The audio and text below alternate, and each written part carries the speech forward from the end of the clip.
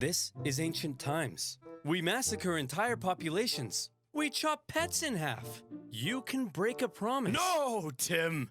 You never break a promise. That's You can massacre towns, but never break a promise. too far. And so, Regulus went back to Carthage What? and was tortured to death. Why would he do that, though? Hello, everybody. My name is MaxiGame, and welcome back to the first Punic Wars by OverSimplified Part 2. So we're immediately jumping from Part 1, and I'm not going to delay anything further. Let's just go. Part 2. Okay. After the gigantic battle at Cape Ecnomus, Okay. the Romans were now free to land on African soil. And so, they did. The Carthaginians chose to focus on defending the city of Carthage itself. Yep. So the Romans immediately took the city of Aspis and were then free to raid and plunder the countryside. They took over 20,000 slaves and a ton of booty. But then, some orders arrived from the Senate. Send home the booty. Oh, but I want to die. What? No, Steve, not you. They mean the treasure. Yeah, it makes sense. Well, we are not watching any more of this filth. So the other consul left with the booty, Yeah, leaving makes sense. Regulus and his forces on their own, and they began advancing towards Carthage. Along the way, according to the ancient writer Livy, they encountered a literal dragon.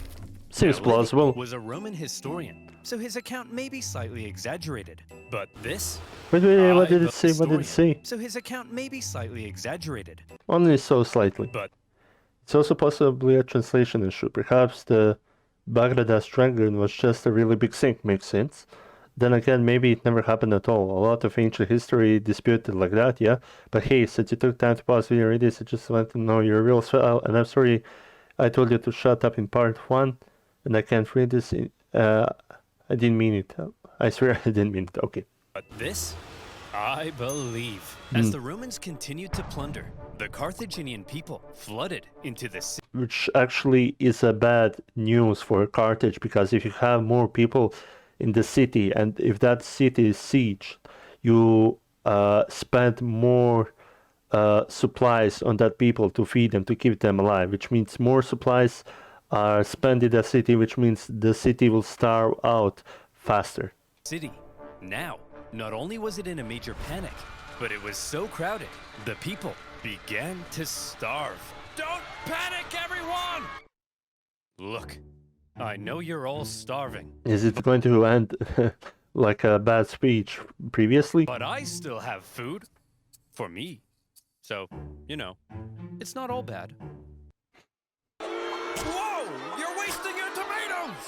And you idiots wonder why you're starving? Oh well, it's just more food for me! Nom, nom, nom, nom.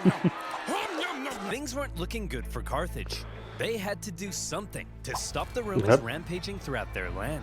So they decided, finally, it was time to put an end to it. Yeah. They headed out and set up on rough hilly terrain overlooking the Roman camp. And they prepared... This is probably like a Nubian cavalry, very famous. Or wait, is it? Okay, so I checked for more info. Yeah, these are the Numidian cavalry, and they were described by Livy, the historian that was mentioned earlier, as the best cavalry in Africa. for battle. Now, while the Carthaginians were the traditional masters of the sea, on land, they weren't always the brightest. Yeah, so they used mercenaries. Case in point, setting up in this position, overlooking the Roman camp, was just about the stupidest thing they could have done. Why so? Why? They are on the hilly terrain, right? They have the high ground. Well, there's something you gotta understand about Carthage. Okay, let's see. The Carthaginian land forces actually suffered from a multitude of different issues. Self-interested generals, lack of interest of the Carthage, the senators of Carthage, to fund the army, and perhaps the inexperience of the soldiers. First of all, since the Carthaginians were rich, they could afford to pay a huge... Yeah, mercenaries. And yeah, they also used Gauls. They also used Gauls as their mercenaries. Which makes sense. At that time, Gauls were like... physically stronger and taller than the Romans, the Greeks, basically the Mediterranean people, and they could be used as an intimidating force. And the Celtiberians are from Spain. Numidian, Africa, and Balearic, I forgot, maybe from Greece. Huge number of foreign mercenaries to fight for them. These mercenaries actually made up the vast majority of Carthage's forces. And the thing about mercenaries, even though it's mentioned by Niccolo Machiavelli to not rely on mercenaries, is that they also self-interested that they could leave any time. And therefore, Carthage's land armies were a melting pot of many different cultures. This, however, meant that if a battle wasn't going their way, they would leave. There could be loyalty issues. Man, I ain't getting paid enough for this. Yeah. You Balearic slingers better not be thinking of running away. What did he say? I don't know, man. I don't speak Phoenician. Let's get out of here. Clearly, there were also language issues. The military generals tend... Yeah, so you have Greek, some kind of Celtic, and some kind of Iberian language. ...to be Carthaginian, but they made a lot of strange decisions. For example, one of the most feared assets of is the African war elephant. The Carthaginian army were the war elephants. To a Roman soldier who had they were terrifying. Never even seen an elephant before. This was like fist fighting, a literal monster. Yet the Carthaginians continually kept placing the elephants in the rear instead of charging into the Romans, where they were no use. In a similar fashion, the neighboring region of Numidia. But to be fair, training those elephants and buying those elephants was also very expensive. It costs a lot to maintain them, so it's not like you just want to throw away your elephants. Provided Carthage with the most skilled cavalrymen. Numidians, as I already said, Numidian cavalry. The world. But the Carthaginians often chose to fight on rough, uneven terrain, where horses and elephants were less effective. And so, in this case, when the Carthaginians again chose the rough terrain near the Roman camp. Well, that rough terrain, and if you're on the high ground, makes sense for the infantry, but that, as he said, not for cavalry. The Romans easily sent them packing. Wow, Regulus, we're mere miles from Carthage. You sure are amazing. Yes, Steve, I know. Steve, what's the matter? We've almost won. I just wish I could be as great as you, Regulus. Steve, you're amazing. I mean, look at this thing. It's unbelievable. I know, but I mean like, at war stuff. I'm such a noob. My tanks always get blown up. I can't even fly an aircraft. Oh, this is now sponsor of War of Thunder? Tanks? Aircraft? What are you talking about, Steve? I'm talking about free-to-play online multiplayer combat game. Yeah, War Thunder. This video's sponsor, War Thunder. Good segment. War Thunder is the most comprehensive vehicle combat game ever made. Don't just drive the tank, become one with the tank.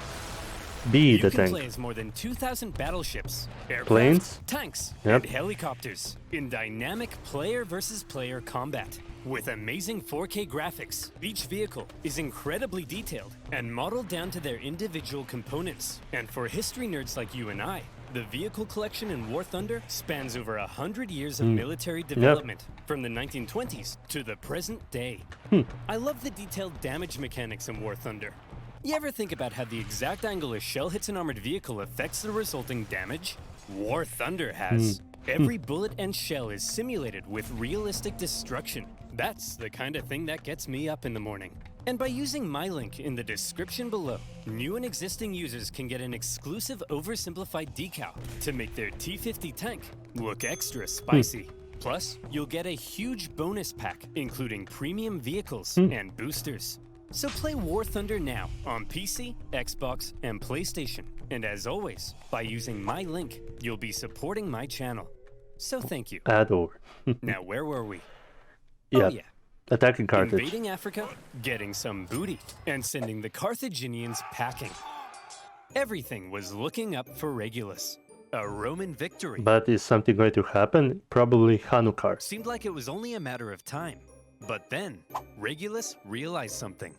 He had been consul for almost a year. Oh. And his term. Oh, yeah, this is going to stab him in the foot or the heel. basically, if he doesn't come to the Rome and says he's no longer consul, what he's basically doing is a treacherous act. If he'll have to return back to Rome.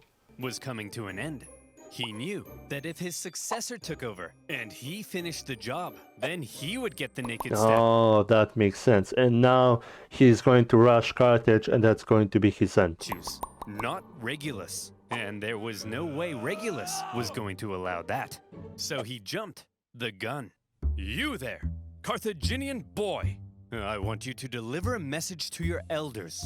I, Marcus Attilius Regulus, demand the total and unconditional surrender of Carthage.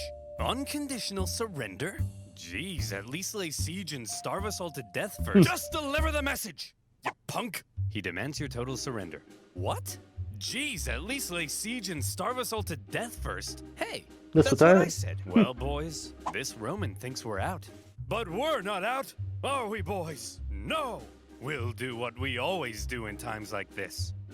Hire somebody else to solve our problems for us. Hire mercenaries. Darren, bring in the Spartan.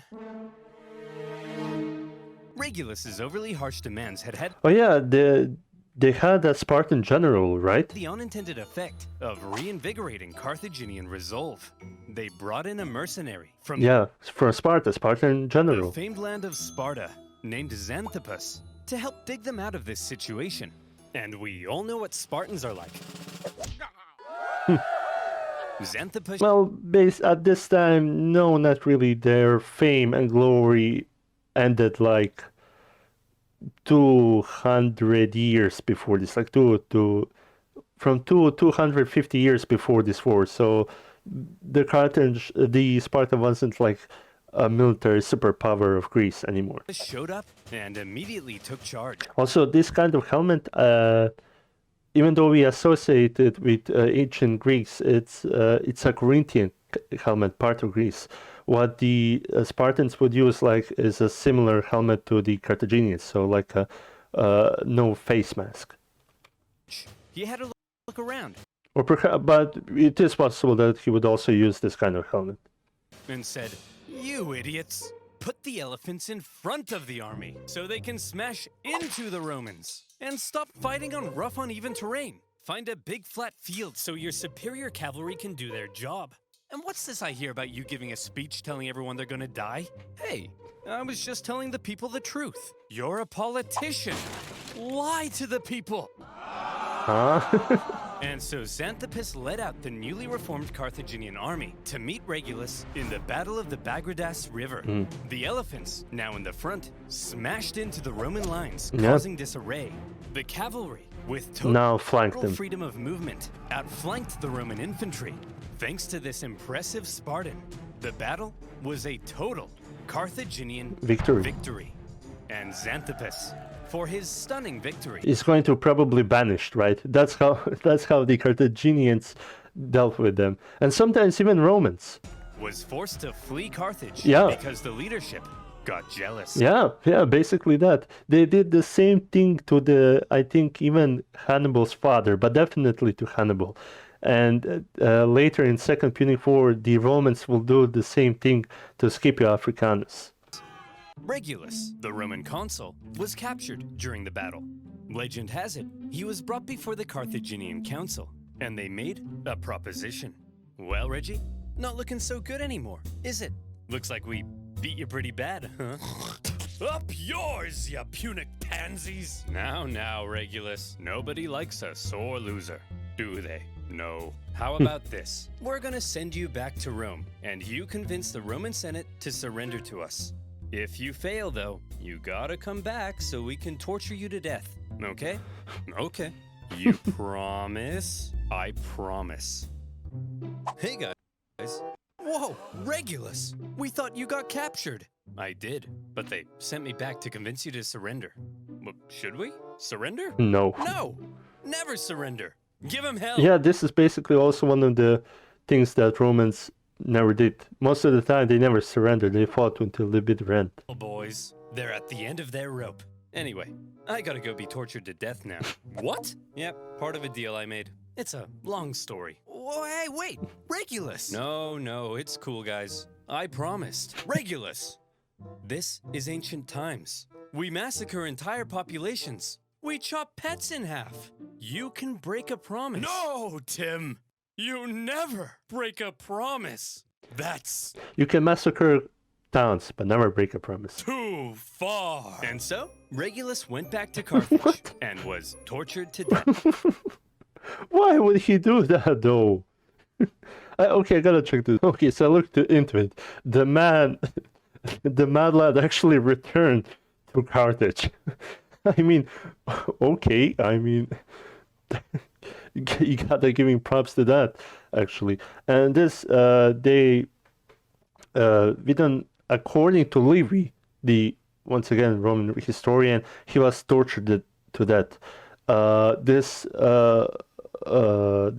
type of torture was described years later, centuries later, by two theologians, I think two Christian theologians, who describe him being like sandwiched in this spiked box, while another Greek historian who was hostile to Carthaginians said that the Regulus died by natural causes. Most likely, he was either tortured to death or killed, or maybe he was allowed to retire somewhere in the Carthage, but we don't know. And for keeping his promise, he was immortalized Yeah. as the leading symbol of Roman virtue. Meanwhile, after their defeat in Africa, the remaining Roman survivors, still in Africa, were still in Africa, and they needed to be rescued. So the Romans sent their fleet to pick him up and bring him home. They successfully fended off a Carthaginian fleet, grabbed the survivors, and made their way to Sicily. A great success. Yeah. But then, things took a turn for the worse. Oh yeah. Sir? The Romans weren't really experienced sailors, so the storms were really danger to them. That cloud looks kind of angry. Fear not, coward. If we Romans can build a war fleet from scratch and defeat the Carthaginian Empire at their own game, why then even Mother Nature herself will crumble before us. I laugh in the face of Mother Nature. She's going to be hit by thunder. See? Come on, guys. Laugh at Mother Nature with me. Ha ha!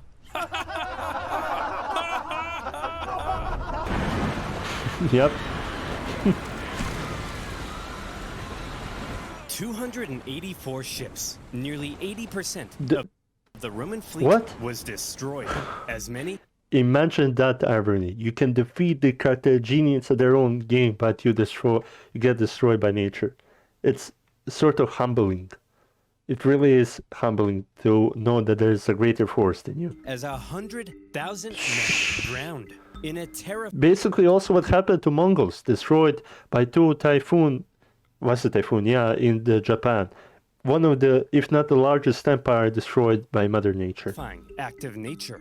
Never before had Rome lost so many men in a single incident. 100,000 casualties for any other nation would be crippling. Yeah, Any other nation would hastily sue for peace. but not Rome. Oh no, they will fight to the bitter end. It is shown by the Ephorus. It was shown previously by the Ephorus. No matter how many times he trashed the Romans, they would fight him, and it was shown later in the Second Punic War by Hannibal's. He would trash Romans, but they would still fight. Any other nation would spend decades trying to recover. But Rome was not just any other nation. Infamous for its unrelenting determination in the face of overwhelming odds, Rome said, well, I guess we'll just have to build another fleet. And they did. In just 3 months, they built 220 more ships. An astonishing feat. The Romans sent out their brand spanking new war fleet. And This can't be real. I didn't know about this. they got caught in another storm. This Oh my God. I'm sorry, but this is like a comedy. It's ironic. time, a whole nother fleet was lost. And still, the Romans did not give up. Okay, so more. The Carthage Also, I'm wondering why didn't the Carthaginians ask Sardinians to attack the Romans from there or something? Why didn't the Carthaginians ask Sardinians to attack the Romans? Carthaginians couldn't believe it. Their enemy had just lost hundreds of thousands of men, had 2 fleets almost entirely destroyed, and they still wouldn't surrender. As one Roman poet put it, the victor is not victorious if the vanquished does not consider himself so. In typical Roman fashion, after a short break, they were once again building another fleet. However, for now, after all the disasters at sea, the focus began shifting back to the land campaign in Sicily. The Carthaginians, overconfident from recent successes, attempted to retake... Yeah, you could see that as a sign of gods. I mean, the gods destroyed the Roman navy 2 times. They killed hundreds, thousands of Roman troops. Surely the gods are in our favor and we can attack the Romans. You wouldn't be at fault for thinking so if you were the Carthaginians. Enormous. But the Romans countered the terrifying war elephants by throwing stuff at them and scaring them away. Yeah, that's how they are easily frightened. You could use fire arrows or like throwing torches at the war elephants to scare them. Animals fear fire. But also another thing I forgot to mention is that the elephants and camels would scare the horses away if those horses weren't trained to be with those same camels and elephants. So elephants are also used as a deterrent to the enemy cavalry. Stop the Carthaginian advance. The road was now open to the final Carthaginian stronghold on the island, Lilybaeum. Lilybaeum was an extremely well-fortified city. In 250 BC, the Romans laid siege. The Carthaginian defense, however, was fierce, and skilled blockade runners kept the city supplied. Progress was so slow that the siege would last another 9 years. Jeez, it's almost like the siege of Troy. And if you wonder how can they last that long, well, the city was supplied by the Carthaginian navy. The Carthaginians later sent possibly the greatest military general of the time. Hamilcar, not Hannibal, Hamilcar's father. A man named Hamilcar Barca to the island. Oh yeah, Hamilcar. He engaged in a skillful campaign. If he is not one of the greatest general, then his son surely is, or is among one of the greatest generals. Guerrilla warfare behind enemy lines, and for the remainder of the war, he was a major thorn in the Roman side. For now, with the deadlocked siege at Lilybaeum and the new Roman fleet at sea, things seem to be at a standstill, and the Romans had to do something to break the deadlock. Thankfully, the Roman consul, Clodius Pulcher, had an idea. He tried to get things moving by attacking the Carthaginian fleet at Drepana. Now, before a battle, to predict if they would win, it was common for the Romans... basically for the Romans to, I think, sacrifice their birds or something like that. To look for signs from the gods. This could mean observing the weather or inspecting some cow livers, you know. And this wasn't a unique thing to the Romans. The other people in the ancient time, did that.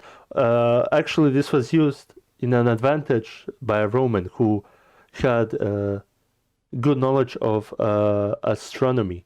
So he predicted that there would be like a blood moon, red moon, when he was fighting Gauls, I believe. And he said to his man, "Don't worry, man, this is a natural process. You have nothing to fear.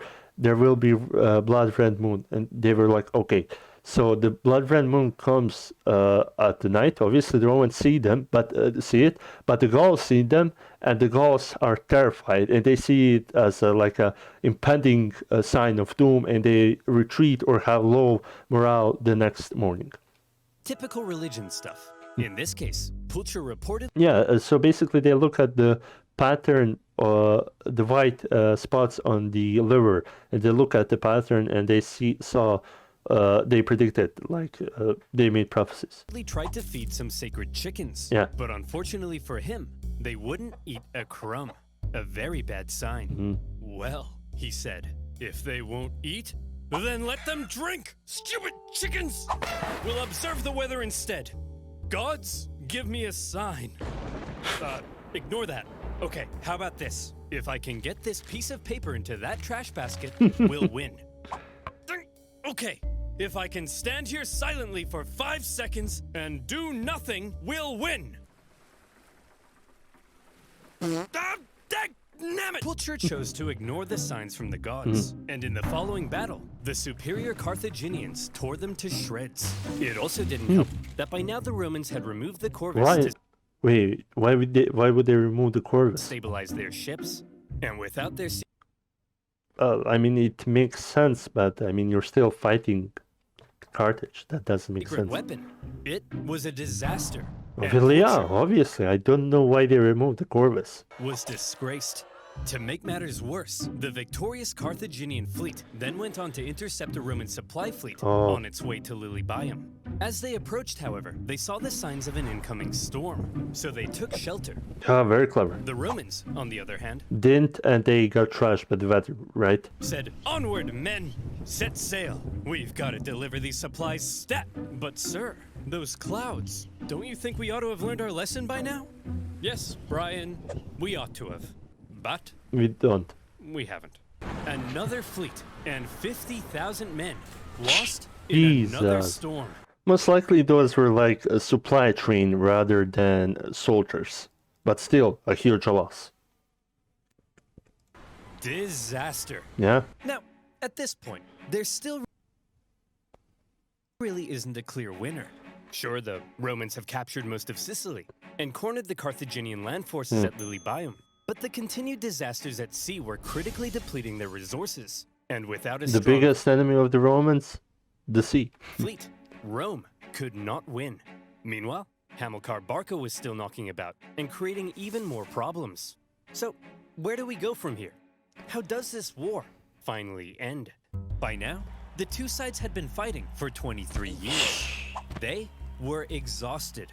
Their money, their resources, their strength were all utterly Which is also a huge danger because there could be another people eyeing like this and taking advantage of this and attacking either Rome or Carthage. So basically, when two fight, a third profits. spent. The Carthaginians in particular were eager to see the war end so they could get back to trading and making money. Yeah, so much warfare would deplete so much of your money. So after the latest Roman disaster at sea, they said, "Look, there ain't no way in heck the Romans can come back again. They can't possibly afford to build another fleet. And They're done. and they're going to build another fleet, right? That's it. Recall the navy, repurpose them as merchant ships, and let's get back to making some money." Assuming the Romans would soon make peace, an anti-war faction within the Huge mistake. government recalled a large portion of the navy, leaving Hamilcar on his own. The victors appeared to be declaring themselves victorious. Meanwhile, the vanquished were getting ready Another for name. round 5. The Romans built another fleet, this time heavily relying on patriotic donations from the upper classes to afford it. And once again, And those patriotic classes or the rich could profit from Carthage being knocked down a peg because those rich Romans can establish their own trade posts or something, or make Carthage do something for them. they put to sea. Sir, the Romans have built another fleet. Oh, for goodness sake, Clarence, can't you see I'm busy rolling around in this pile of money? But sir, I don't care anymore, Clarence. I just don't care. The Carthaginian politicians made a fairly lackluster final effort with a poorly built fleet to supply their forces in Sicily. But when the brand new Roman fleet caught them at the Battle of the Aegates, even without their signature corvus, they dealt them Phew. the final blow. And that was that. 23 years of war. Neither side could afford to keep fighting, but the Romans showed that they intended to anyway. Yeah. The Carthaginians had no choice but to throw in the towel. The war And this is like a huge cultural or morale victory for the Romans. Like the Romans could say, we've been fighting for 25 years and we never gave up. Now look at those Carthaginians. They're so blinded by gold and money that they gave up so easily. Had been long and hard for both sides, but in the end, it was Roman determination that won the fight. The And tactics and adapting from their enemies and fighting. Romans had spent the entire war trying to find a way to deliver the knockout blow. They learned how to build a fleet and engage in naval combat. They developed ingenious new ways of waging war. They attempted an invasion of the Carthaginian heartland, and whenever disasters struck them, they always came back, again and again. The Carthaginians, on the other hand, spent the entire war watching whatever Rome did, and then figuring out how to respond. They were much more passive, and so, it's no wonder then that when both sides were close to collapse, Rome was the one who figured out how to go that little bit further.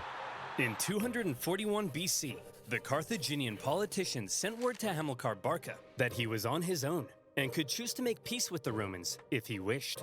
Hamilcar was stunned. Okay, so how would that work then? Are they saying that he is now acting independently because if the Romans make peace with the Carthage and the Hamilcar keeps attacking them, is Carthage breaking the peace? He felt betrayed by the politicians. Some sources say he refused to even negotiate. Nevertheless, terms had to be drawn up. Well, Hammy, I'm glad you Carthaginians have finally come to your senses and recognized who the true winner is. How many fleets did you lose? Okay, here are our terms. You leave Sicily to us and return all of our prisoners. You're not allowed to make war against Syracuse or her allies, and you have to pay us 2,200 talents of silver over the next... Okay, how much that is in like compared to our times? What's a talent of silver? Well, to put it in perspective, in the year 2022... Okay, he's going to do it for us. That'll be worth around, let's say, $40 million US. That could be actually affordable by Carthage if we can find out how much Carthage was making. Ay caramba! That will cripple us! Wow, we got a real smart guy over here. Yeah, that's kind of the point, you dingus. Ugh. Yeah, so the Carthage can't build a navy. I guess I have no choice. I accept. Great! Oh, by the way, we changed our minds. You actually have to pay us 3,200 talents of silver over 10 years. Thanks for accepting. Dude! See you later. Hey! You didn't let me say uncool! You didn't let me say uncool. The treaty was extremely punishing, and by switching up the terms at the last minute, they enraged the Carthaginians. But still, one of the longest and deadliest wars at the time was finally over. The Romans had won. They achieved their aim of gaining Sicily, and even though it wasn't part of the peace deal, they took advantage of a weakened Carthage and grabbed Corsica and Sardinia. And Sardinia as well. I mean, yeah, as the Romans themselves said, woe to the vanquished. What was Carthage going to do? Nothing. Roman expansion beyond the Italian peninsula had just begun. The Romans hoped that now the Carthaginians would forever be under their thumb. Unfortunately, the harsh terms... So actually what the Carthaginians did, because of those terms, they established like mining colonies on Spain. Placed on the Carthaginians at the end of the war left a growing anger. One that would come back to haunt them. One day, Carthage will have its revenge. That's nice, dear. I'm serious, woman. Maybe not in my lifetime, but perhaps in his. My beautiful son. Hannibal. You are born into a momentous destiny. So basically what Hamilcar made Hannibal do is like over the some kind of sacred fire, they let their blood drop, I think, on the sacred fire, and told Hannibal to never be friends with the Romans. You and to destroy them or something. Shall be Rome's greatest enemy. You'll tear Rome limb from limb. You'll burn their pathetic city into the ground. You'll slaughter their people, men, women, and children. My child, you are vengeance. Stop telling our baby he's vengeance. But he is, Barbara. He's vengeance. That may be so someday, but for now, our son has a name, and Hannibal. you should call him that instead. His name is... Hannibal. Yeah. Second Punic War. Yeah, as I predicted in the first part, he's probably going to make the second Punic War, and probably the second Punic War is more famous than the first and the third Punic War, and it's probably much more interesting. Don't forget to play Yeah. War Thunder now by clicking my link in the description below. Get a huge bonus pack including premium vehicles, boosters, and more. New and existing users will also get the very sexy OverSimplified decal, so you can destroy your enemies. So that. Destroy your enemies in style. Yep. That's all. Okay. Well. Looks like this is it for the Punic Wars. I'm actually happy OverSimplified released this, and it was as any of his video. It was entertaining. It was interesting. I learned something new, and hopefully you did so too. You'll have to excuse any of my previous historical ramblings. I'm not a historian. This is from what I remember. Of course, always look for yourself. Look for the professionals. Now, I can't wait for the second Punic Wars. Is it also going to take another year for OverSimplified to do this? I don't know. Hopefully, he'll do it sooner. Hope you guys enjoyed this. The link to the original video will be in the description. Subscribe to that channel, give a like to that video, and if you liked my reaction, consider giving a thumbs up and subscribe to see me play video games and react to videos.